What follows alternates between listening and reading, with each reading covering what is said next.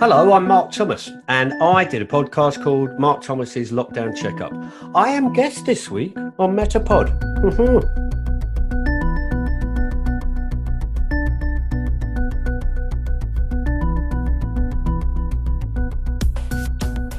You're listening to MetaPod, where we unpack the web's most interesting podcasts and the stories behind them, hosted by Wendy Morrill and Kevin May.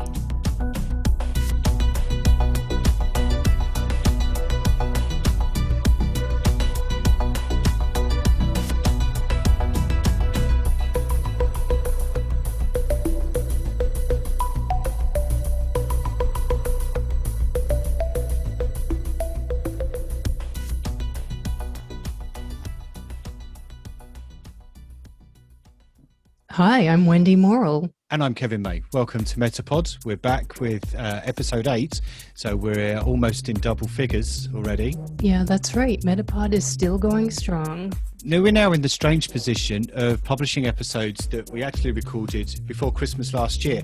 You know, strange in that, in COVID terms, 2 months ago can actually feel like a lifetime.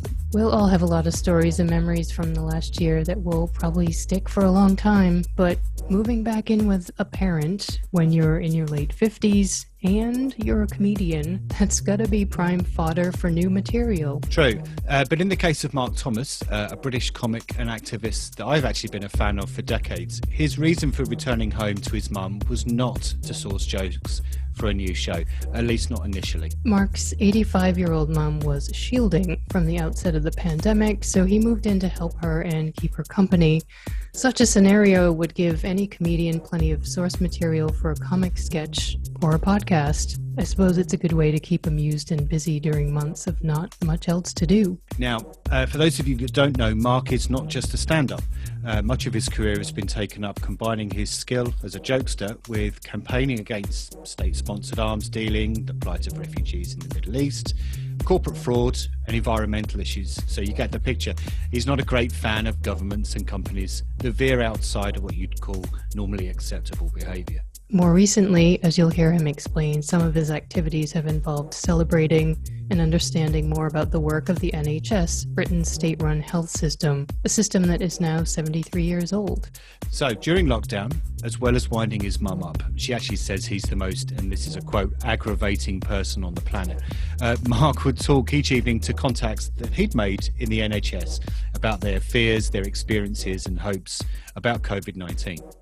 And these would range from nurses and doctors to caregivers and support staff working in various healthcare institutions. So what you get is Mark Thomas's Lockdown Checkup, which is a 6-part podcast that captures perfectly the personal and the funny side of discovering how to live with your mum again, plus raising important issues about how frontline workers during the first lockdown in the UK were able to cope or not with the world that was unravelling around them. All right, I think we've given Mark, his mom, and the podcast the introduction they deserve. Let's hear it from Mark himself. Start the tape.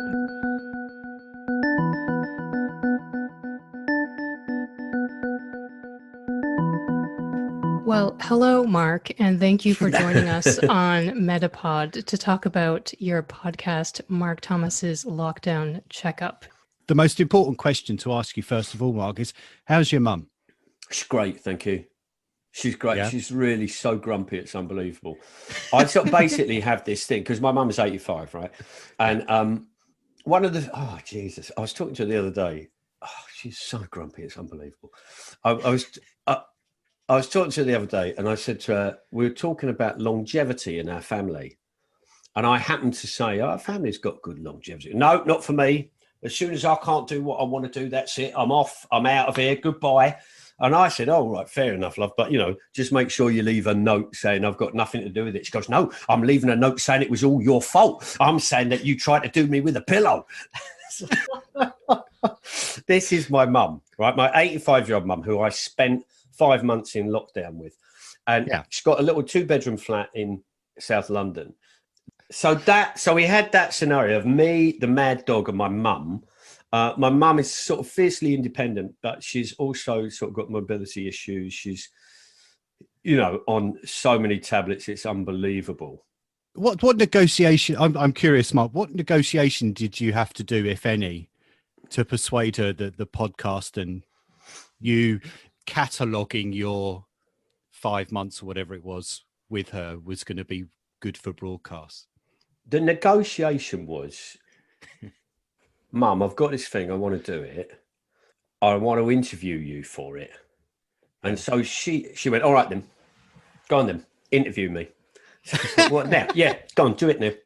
So I went and got the mic and all the stuff. I was going, right, Mum, let's start at the beginning. I'd ask her a question. She goes, well, you know the answer to that. I said, Mum, the interview's not for me. It's for other people, love. They're not mind readers. They're not going to go, oh, Mark, come on. So that's how it started. And then we found, actually, I worked with a team of people who are just wonderful. There's a wonderful colleague of mine called Susan, who I've worked with for about 20 years now. And she said, I'll do the interview. And she knows my mum because, you know, go back a long way. So she'd phone up my mum, get her on the Zoom, talk her through how to go onto the Zoom and record the conversation. And actually, Susan's interviews were brilliant because because my mum sort of slagged me off, but did it so everyone could understand. Right, because no, if it was me, she'd just go, "Oh, you're fucking aggravating." Do you know what I mean? And that'd be it. You're just like your father, or whatever. One of those. Whereas with Susan, she'd talk her through my failings. My mum, right, because she's really sweary. She walked into the kitchen. I don't think this is on the podcast. She walked into the kitchen, and it was first thing in the morning. So I'm standing there in my pants and my t-shirt, which obviously is pretty erotic for anyone. But is this when you were doing your ballet when you were in your... I did used to do ballet in the morning in front of the telly. Yeah. And it was it was sort of slightly, hello, I'm here. And it was slightly a kind of wind up. And I don't want to see this, the bloody elephant tango, back up out of it, you know, all of that. And anyway, so I'm in the kitchen in my boxers and my shirt. And my mum walks in and just goes, bollocky, bollocky, bollocky, bollocky, bollocky, bollocky, bollocks. And I said, what's up? She went, oh, fuck, I forgot why I was swearing. And then walked out again.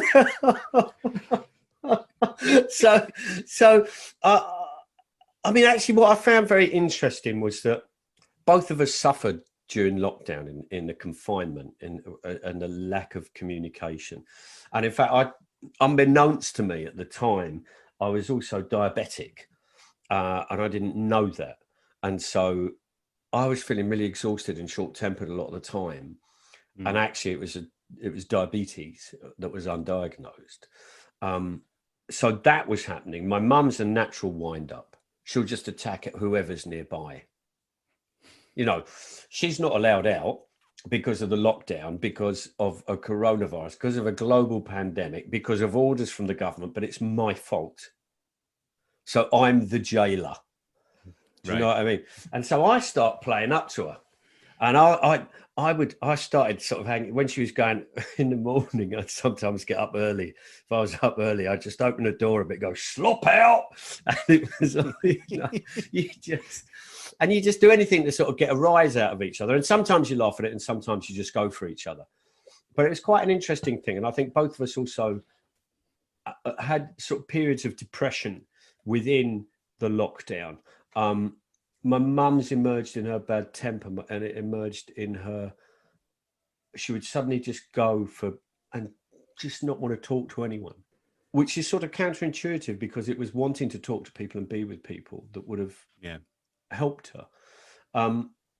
So while that was happening, what I was also doing was just to try and stop myself going mad. I was phoning up initially friends who worked in the NHS or worked in care homes.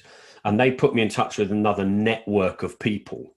And so there's I got to talk to loads and loads of people within the NHS, within the care home system during the coronavirus, during that first lockdown, finding out what was happening with them, following their lives, following what was happening with the coronavirus. And so the podcast was really starting at home with some of the feelings where you start to think about things like touch, or you start to think about coping, the idea of coping. How do we cope? How do we feel optimism? Yeah. And talking to people within care homes, and some of them, I mean, some of the stuff we didn't broadcast because it was so raw, because people who I interviewed have talked about this, because I talked to them each week. It became this kind of cathartic session for them. One of them, who's lovely, who's a major trauma consultant over it, she used to call me her shrink. She said, my psychiatrist's on the line, my therapist. And that there would be a lot of unloading, and sometimes it was incredibly raw. And people would talk about how they don't want to bring things home. And actually, there's a dual things here, because not only do you not want to bring back the problems that you've had of your day, because your partner and your family have been in lockdown. They've got their own things going on. Actually, you've been out to work. So in their eyes, you're ahead of the game. But there was also this thing that they literally didn't want to bring anything home, like COVID-19. So there's this whole thing that they didn't want to bring anything home. Quite hard at times to talk to in work environments, especially when it's high pressure, and, especially when you've lost people, when you've lost colleagues and members of staff. And I think within the NHS, despite it being the management put in all sorts of different systems and processes for mental health and well-being, but actually there's a slightly macho attitude of just rolling your sleeves up and getting on with it and fighting the good fight and then suffering later. And that was happening. So it was amazing hearing these different voices from people all across the country, from hearing about Black nurses who were trying to get PPE but felt they couldn't raise their voice because they would be disciplined. There's a hugely disproportionate number of Black NHS personnel who are disciplined compared to white NHS personnel. And that's really amazing. So talking to people about that was amazing. Talking to people about what they did to keep sane. One of my favourites was a bloke called he was lovely, he's called Mike, and he was a scouser who worked in a care home. And he said, people want hugs, and you just have to give them hugs. He said, there's one bloke, he's got dementia. I can't not give him a hug. He said, I just got on really well with him. I said, wait, give me an example of it. He goes, well, whenever I see him, he sort of lights up a bit. I said, what do you mean? He said, well, he sort of shadow boxes, or he does a bit of kung fu at me. I said, well, what do you do? He said, I'd do it back. No, it's just the idea in the middle of a care home, there's sort of like a dementia patient and the staff doing this little mock Bruce Lee routine. Yeah. And that's and it comes down to, I was talking to a psychiatrist who's really, really amazing. And she said, look, the thing that we learned more than anything else is it doesn't matter what you talk about sometimes. It just matters that you're talking. It doesn't matter. You could be talking bollocks, but as long as you're communicating with somebody, that's why football's such a big bonder. That's why bands, you ever wonder why Fall fans are really sad and lonely? It's because they're Fall fans, right? And they bond with fellow Fall fans. Do you know what I mean? And I say this as a Fall fan. Yeah. We do. Now, it sounds like the therapy was actually partly for you as well. Would that be fair? Yeah. I mean, the actual, it was the act of doing something and creating something. I've always found the act of creating something incredibly therapeutic and of value.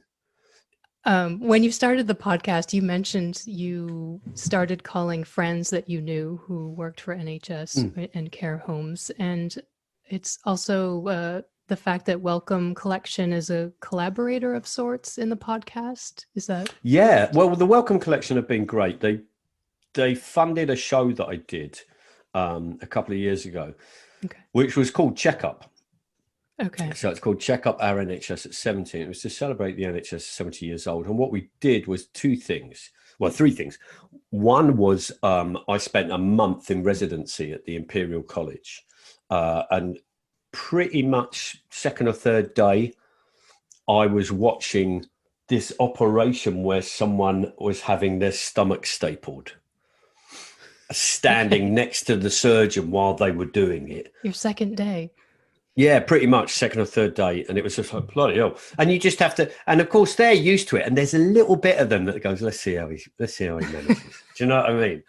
And it was really quite, I mean, it was quite amazing to see and to talk to the guy beforehand. I talked to the guy who was having this operation, and he wanted to see his daughter, and his daughter not to worry about him because he was hugely overweight. And this operation, he hoped, was going to actually bring his weight down, bring his blood pressure, all of those things, and his daughter wasn't going to worry about him. And he was, the fella was as rough as old boots, but you couldn't help but be moved by the fact that what he really wanted was this quality of relationship with his daughter. So to see that and then be in the operation, and the guy's literally at one point, because you've got the leftover stomach left in there. Once you've stapled, you have to cut it and staple it as you go along, right? And then literally, because it's keyhole surgery, they pull out the leftover stomach. And when it gets to about this far out, he literally gets it with his hand and goes, yeah, and pulls it out like he's a magician. Do you know what I mean? It was like, bloody hell. Like a rabbit. Yeah, it was. Ta-da! Did they give you a top hat to wear for that? If only. But they do give you gowns. But well, that's good. on a few days later, I just got caught up in. I was in major trauma, and I thought I was just going to get given a short tour, and I was there for hours. I went in there at sort of 5 o'clock and left in the early hours of the morning. Having witnessed a laparotomy being performed, which are 2 incisions on the side to try and find the abdomen, to try and find the source of an internal bleed. And it was this woman was dying. She'd come out of a first floor window through a plate glass window and landed on a patio, and she was all over the place. And the emergency procedure, and they had to hit her and do CPR, and then they did it, and it was like that. It would happen like that, and you suddenly see these people produce these scalpels and go and it goes all over the floor, and then they rush them up to the surgery, and there's this whole massive team of people trying to save this woman's life, and it was quite a thing. So how did you go from the operating room to the podcasting world? Well, what happened was, as well as doing all of that, I would interview people who were experts about the state of play of the NHS, and we kind of weaved that all together. Welcome were great. They funded it, and it was performed in front of the chief medical officer and for NHS staff, and all, do you know what I mean? And all of that. And, we won prizes, and I'm king. But there was also a bit where we kind of like connected with people in a very profound way, people who became friends. Mm-hmm. And so they were the people that I went to speak to. Okay. And I started talking to them, and they would say, oh, you need to talk to so-and-so. And suddenly you'd be talking to people who are, in the middle of a PPE crisis. I was talking to someone who had arranged for her hospital to get some space, get some 3D printers, and we're knocking out 2,000 visors a day. They just completely bypassed the government PPE supply, and you go, that's what I want to hear. I want to hear not just, we've got no kit, but I want to hear people's solutions, because that's what people are doing. People are finding creative ways to get around things. In fact, their hospital chartered one of the first planes out to China to get all the PPE. They're bringing in bloody hundreds of thousands of aprons. They get through thousands of them a day. So it was really important that they did that. On the other hand, I spoke to someone who literally was going into a COVID ward in a cagoule, a waterproof coat. So it was a very eye-opening thing for me, and going through things about I suppose one of the most obvious ones is touch. There was an episode on touch where friends of mine were talking, like there's a wonderful woman called Jackie, who's a brilliant GP over in the East End. And I loved the fact that she would talk about how she had to see a patient. She had to be there, that she would learn things from being with them that you can't get up through a Zoom conversation or a Skype conversation. And she talked about doing a physical examination on a woman who had a lump in her breast. And she said, you can't, the fine motor skills and nerve endings of your fingertips are completely compromised with gloves. So they had a big discussion about the risks involved of doing an ungloved, unprotected examination. Mm-hmm. Were the themes that end up appearing in the podcast, are those things that you mapped out beforehand, or were they things you went back stuff and started to happen? Just stuff started to happen. Okay. You know, you'd start talking and I'd go, isn't it amazing? You can do these Zoom calls. And they go, no, you want them face to face. I want to get my hands on them. I'm worried that people are falling through the net.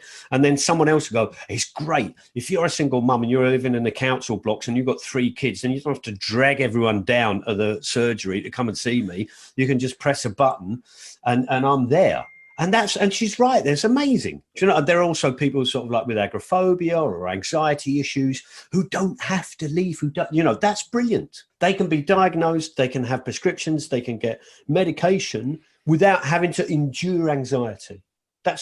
These things are brilliant. But they're hearing all the different contradictory parts of it and the reasons why it was contradictory was really fascinating. Some people were very worried that actually the remote diagnosis was going to be a way forward for the future, that actually it wasn't about the best way forward, it would be about cost effectiveness, that it's cheaper to act, and there's a whole question around that. But then I remember phoning up this wonderful woman called Sophie, who was and I caught her just at the end of a shift, and she just finished, she was on a train trying to get home, and she'd had it, really. She'd just had it. She was traveling home, and she'd had to be with a patient who died, and that patient was by themselves, and she had a colleague who was holding up one of the tablets with the family there saying their last goodbyes, and she felt intrusive that she was there on something that should be a very private moment, but somehow, because she'd borne witness to it, that it had significance, and therefore she had greater responsibility. And she said, I could see this bloke was dying, and I just took my gloves off and held his hand because he just needed human contact. And it was very moving. And suddenly you go, of course, touch is one of those things that we're missing. And so it's as the themes start to come out that you start to sort of investigate them and ask people more direct questions about it. So it's quite an organic process. I didn't sit there and go, right, we shall have the following list of things. It was talking about mental health issues that sort of, and you welcome. were like, okay. The Welcome collection didn't have a list of things they wanted you to tick No, off they or were anything great. like that. Okay. Welcome are fantastic. They just go, here's some money, go away and do it. And it's just like, how often does that happen? Right. Do you know what I mean? Really, properly, they're amazing. And I was really thrilled because they've put, it's now in the permanent collection. So now this is considered oral history. And it's in the permanent collection. My mum's, but so funny. They found out and said, do you mind? We want to use the photographs that we use to promote the podcast. We're going to make a banner outside the Welcome Collection building on the Euston Road and hang you on the balcony. And I said to my mum, I want to put a big picture of you out on the Euston Road. Well, there's fuck all I can do to stop them. I've got a question. I mean, if there is such a thing as a favorite episode in this, I really liked the one about communication, and for many reasons. One in particular is my wife is a speech and language therapist, works with kids with severe learning disabilities, and one of the things that they discovered quite early on is with masks, can't see the mouth talking. Yeah. So they've been working towards getting transparent masks and things like that. But there were lots of themes running through that one in particular, that episode in particular about communication. But my question really is, you're a stand-up comedian and you broadcast to an audience, you communicate directly to an audience, whereas through a podcast, you don't have your audience there directly. I mean, how do you approach what you do, essentially narrating a podcast without typically your audience in front of you? All jokes are stories. Yeah. That's why you have a rule of 3. Do you know, if you have three men walk into a pub, or three people are on a plane and there's two parachutes, or what have you, you have one person to establish a rule, second person to reinforce it, third person to break expectations. That's how it works. Okay, so you have a real narrative structure inherently within jokes. And I love storytelling. I've always adored it. And that's what I do now. I moved from being a stand-up into doing just weird sort of shows and telling stories. And now that's what I do. I tell stories, and I love the brevity of stand-up and the emotional and the empathy of theatre and storytelling. To do a podcast, you take a person from A to B. There's a little journey. And I know, forgive me if I sound gauche and like a newbie, but I am. But what you do is you want people to come with you. You want people to come on a journey with you, to experience the things that you experience, and to feel those things that you feel. To, the utter delight when I was talking to Mike, about what he was doing in the care home. And he was so fun. We got on so well. He would, I did an interview with him. And about 2 hours later, he texted me this picture. And the caption was, half an hour from the end of the shift. And he's standing in his scrubs, covered in yogurt, where one of the residents has chucked it at him. And I love the fact that we clicked and we got on well. I love the fact that we talked to people. There's this wonderful woman we talked to in the care home, and she talked about how they would try and sing happy birthday to people during lockdown when everyone was stuck in their room. And that for me was that urge to be with people, that urge to celebrate these things, to communicate our humanity was really exciting. Yeah. How did you choose what to include or not to include? Were there things that you couldn't include? I mean, you have a fairly short number of episodes. We had 6 episodes, and Yep. I have got hundreds of hours of recordings. Right. And what I did was I worked with a team, and we would go through lots of recordings going, this bit's brilliant, this bit's great, what about that bit? And we'd start to find themes that we liked. And then we would start to go, okay, what about talking to so-and-so about this? And then we would go, it's when we started putting things out and going, let's try and direct it a bit. Mm-hmm. And then what we did, because actually the time slot was 24 minutes, it was that was it, 25 minutes top whack. That was great. I love that discipline. You've got to come in at that time. That was the welcome collection. You've got to come in at that time. And we would send them a copy of the edit, a rough edit, and they'd go, we like this, we like that, we like that. Have you thought about this? And they'd just ask us questions. They wouldn't direct us. They would ask us questions. And it was me who actually cut bits out. I actually cut a bit out. One bit, somebody phoned up and just went, look, I didn't know. I didn't quite get that this was going to go out like this. And my mum's listening. Can you cut out my fucks? So I just said, I went through, I said, which episode? And they said, this episode. I said, there's about 14 fucks. They said, could you? I said, can I just reduce it? She said, I'd really like it if you. I said, all right, I'll do all of them. So I had to cut all the fucks out, which I did for them. Do you know what I mean? And I don't think the program suffered because of it. Other bits were cut out because I think there was a feeling that what that person had said might have laid themselves open to some form of disciplinary action or charge. Right. And that I was think one of the questions that I had was, did people speak under anonymized names, or was there any kind of you can't protect them specifically, but what kind of anonymity did you try and put around them?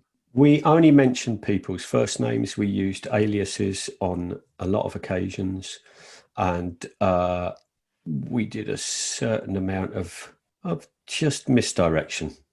Yeah, and there are a lot of people talking to us who shouldn't have been talking to us. Full stop. Right. But there were people who said certain things that you just like. Their honesty was amazing. I felt quite honoured that they would be as open and as honest as they were. And sometimes it was about their own mental health. Sometimes it had been about what had happened. Sometimes it had been about their own failures. We spoke to one of my favourite people who spoke to was head of nursing at St Thomas's.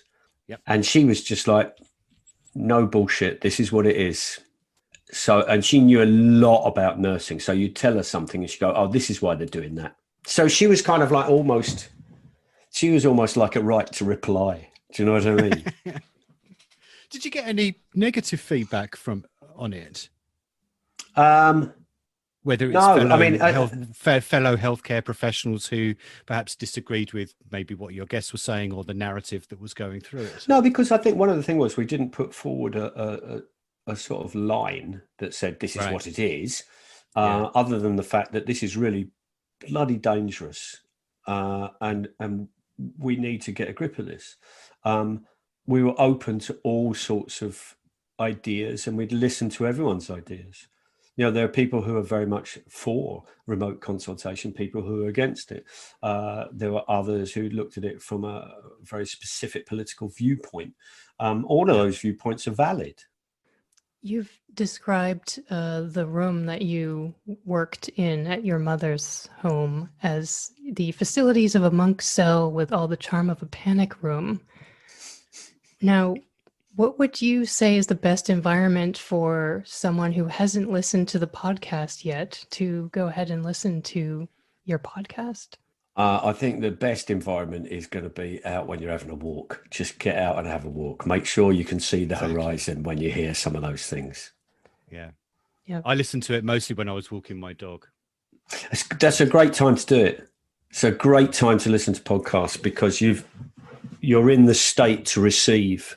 That's true. I think there's something really interesting about those states of that we get into to create things and states that we get into to receive things. They're really interesting modes of our brain working. And for me, if I turn this round, you'll see, right, some of the things you can see some of the things up here on the wall. Having all of this stuff, okay, what have we got? We've got Vincent Price, who I love. We've got The Big Sleep, which is amazing. We've got Roland Kirk, one of the most amazing jazz saxophonists ever. We've got Drawing of a Walnut by a mate of mine. We've got Champagne Anarchist at the top there, which is a badge a friend of mine got me. We've got a ring that comes from the Algerian desert from a Land Rover, from the Western Sahrawi camps. And we've got a piece of pornographic art that was done by Martin Rosen, which actually shows President Donald Trump making love to his severed, guillotined head. I find this a conducive atmosphere to work in. I'm surrounded by familiarity as well as intimacy and the idea. Stock. Pardon? And Vincent Price. And Vincent Price. Vincent Price is incredible. Listen to his voice. It's the most amazingly intimate voice ever. That's why they used him for the Thriller song. Yeah. I mean, he's also, Vincent Price also is a bon vivant and was a writer of cookbooks. He was an advocate. He was an LGBT advocate.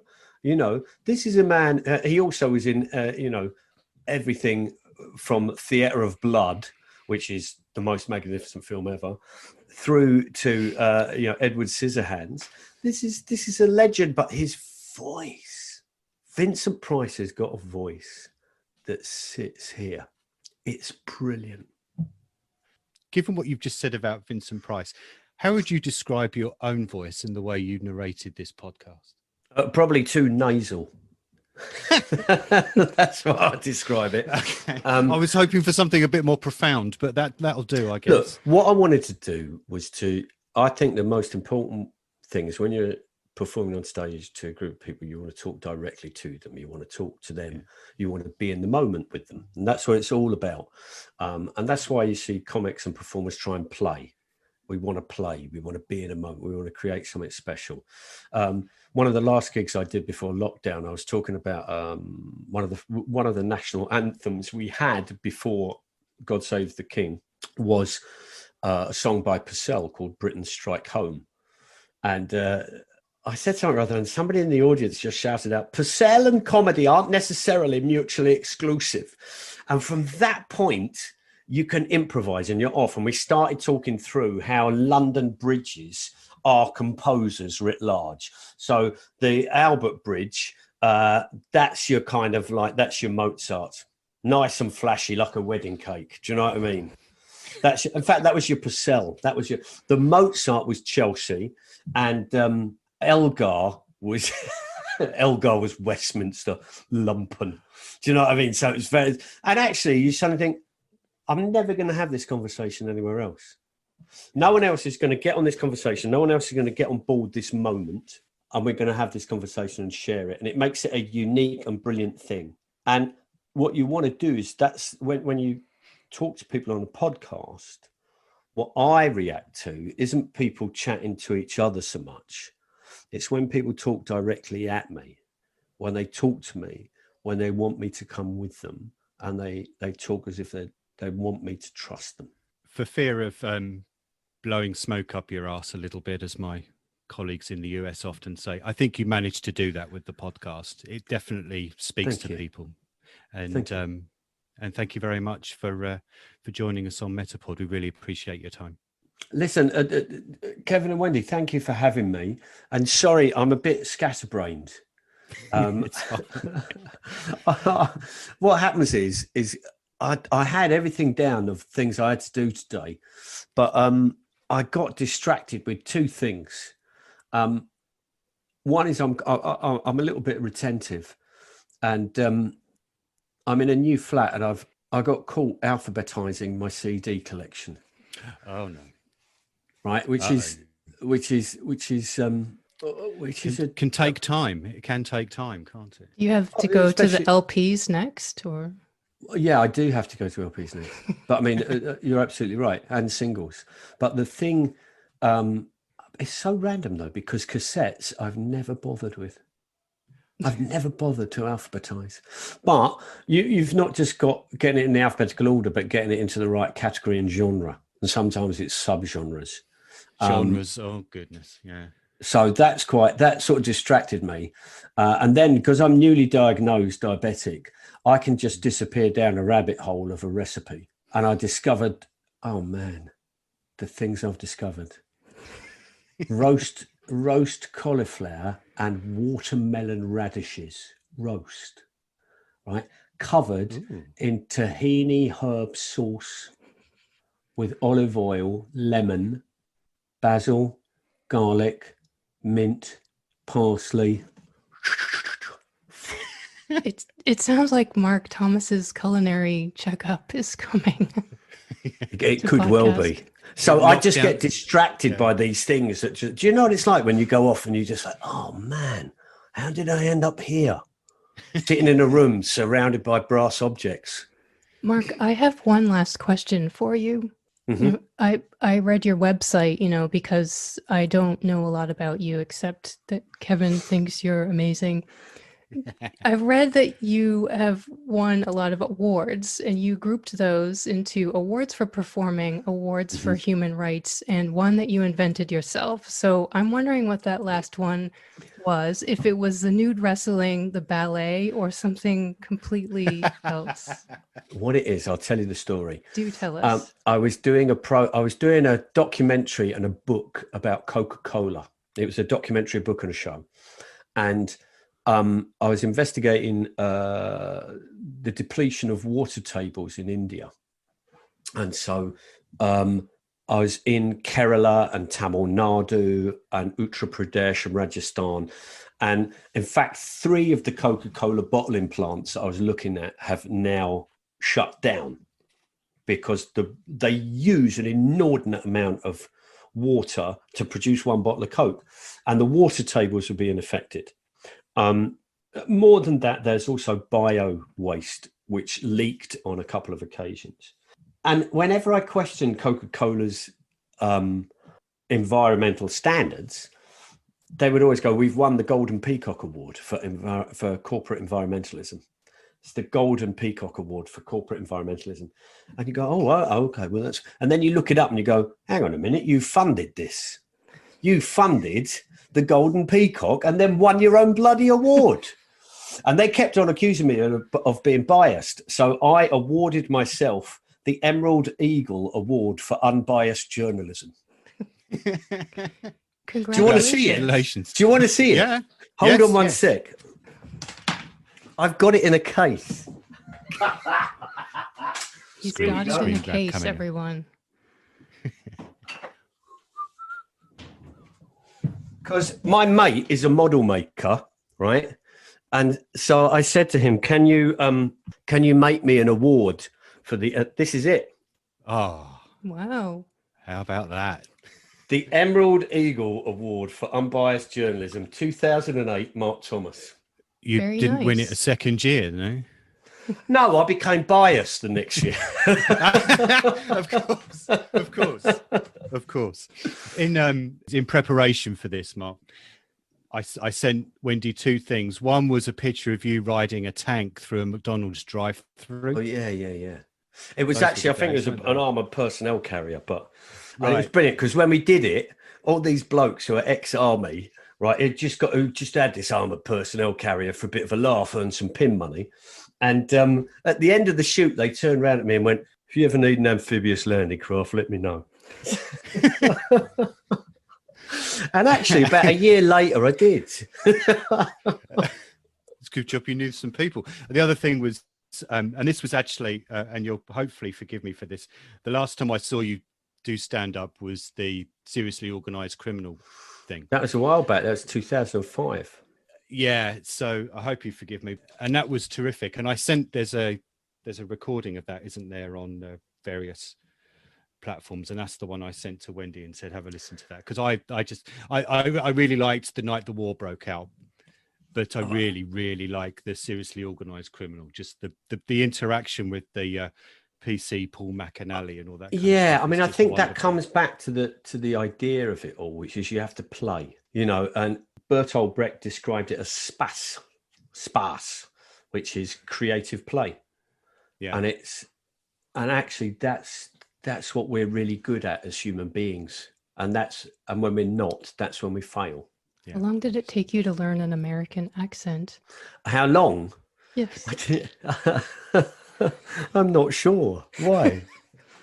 Just I curious. did stay with my mate out in some mates of mine live out in Mendocino, and I went to stay with them in the 80s and did some we did these gigs out in Mendocino, which, as you know, is it's about 4 hours north of San Francisco, and it's a back to the land hippie commune. Used to be whaling and logging, and of course when people moved out, all the beatniks moved in from San Francisco. It was cheap. And then the hippies moved in, and the yuppies tried to move in. But what would happen is every time an estate agent went there, one of the yippies would go, well, why are you buying a house? Why don't you squat that one? So it's kept this real individual sort of weird character. And I remember doing these gigs with my mates, Dougie and Tracy, in the church hall. We had, I think it was 20% of the town came to see the show, and over 2 nights. And people would phone up and go, we got a bit of problem with medical bills. Bob's had a problem with medical bills. And, I mean, you sound like my uncle. No, but they go, could you mind if we just did the door? Could we do the door? And we go, yeah, all right. So people would come in, rather than pay for a ticket, they'd come and do the door for you. Somebody else phoned up and just goes, I haven't got any money, but I got eggs. It's just like, all right, we'll have the eggs. So we just had eggs. So at the end of the gig, right, Tracy is sitting in the middle of the table counting the money, right, from the money box. Right, I've got all the eggs and comestibles. We've got pickles, we've got eggs, we've got hams, right? And then Doug is at the other end counting the drugs. We had this inordinate amount of because it's marijuana growing country. We just had this stuff, and I'd go, no, that person hasn't given very much. And Doug would go, no, this is really good, man. This is like Mendo Gold.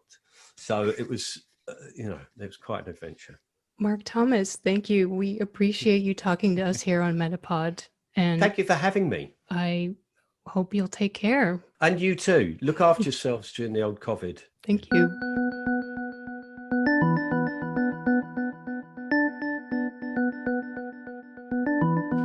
Thank you very much to Mark Thomas there. We really appreciate his time in speaking to us a few months ago, just days before you, Kev, in the UK, went into the third lockdown of the pandemic. Yeah, and we're still in it. And so are you in the Netherlands, lest we forget. Mr. May, you know how I feel about the C word and all things related, so let's not give it too much airtime. Yeah, good idea. That's enough. Right. So please give Mark's Lockdown Checkup a listen.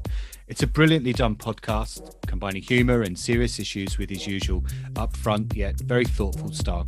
As we said on the actual interview in particular, but there are, I think, 2 episodes that are about touch and communication, which are both terrific and poignant, and we'll link to both of those on the story that accompanies this interview on the MetaPod website. Upcoming shows and other material by Mark can be found at his website, markthomasinfo.co.uk. You can also follow Mark on Twitter at markthomasinfo. Right, so after 2 episodes of MetaPod with pretty serious subject matter, we return to a genre that is no less serious, but in our short existence so far here on MetaPod appears to really resonate with our listeners. That is the true crime genre. Yeah, we had our first bunch of messages sent to the MetaPod inbox on the back of the Death in Ice Valley interview with Mara Tigroff. That was episode 2. People really loved sharing their theories about the mystery of the Isdal woman in Bergen, Norway. And indeed, it's a captivating story, and I can tell you we've got more stories like that lined up for you here on MetaPod. We have. In our 9th episode, that's next week, we talked to journalist Jason Moon. He's the creator of the amazing, I think, and award-winning Bear Brook podcast, which is an investigation into the discovery of 4 bodies in the forests of New Hampshire, which is your home state, Wendy, right? Yeah, that's right. And if you don't know where New Hampshire is, you've got time to look it up.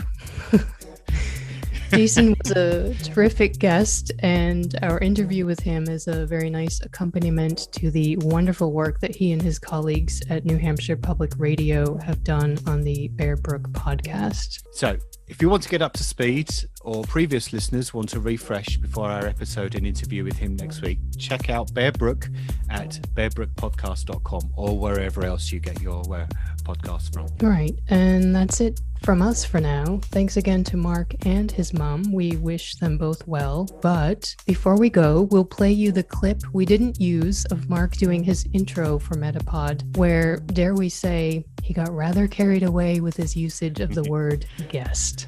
He really did. Right, we'll see you next time, everybody. Thanks ever so much.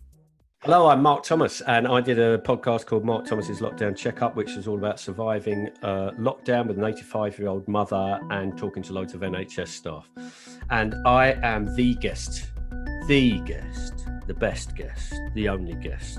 So much guesting, you're going to be bored of guesting. I am king of guests until I am defrauded of guests. I am the guest on MetaPod. Thank you. Your award is in the mail. Oh man, can I give it a name? If you wish. Course. Yeah, I'd like it to be the cream canary to go with the emerald eagle.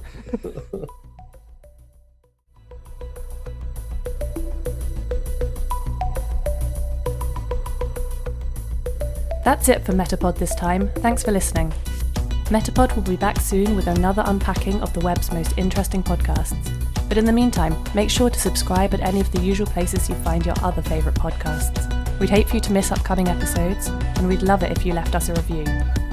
You can let us know what you think of this episode by going to metapodshow.com. We'll see you next time.